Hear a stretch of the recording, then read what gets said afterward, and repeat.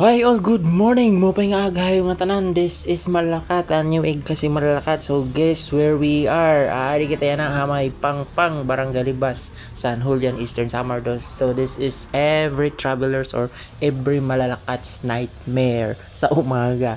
So kung nakikita nyo, kanina pa kami dito sa bandang to kasi pinahinto muna yung mga doon madaan sa bandang unahan. Kaya ayun, mga aringit na didit iba nag-standby. So kasi ginbabawasan in nga bukid didi kasi madalas yung mga landslide pag rainy season. So this is also for everyone's safety, kaya nga lang matagal na panahon na dapat to ginawa, bakit ngayon lang?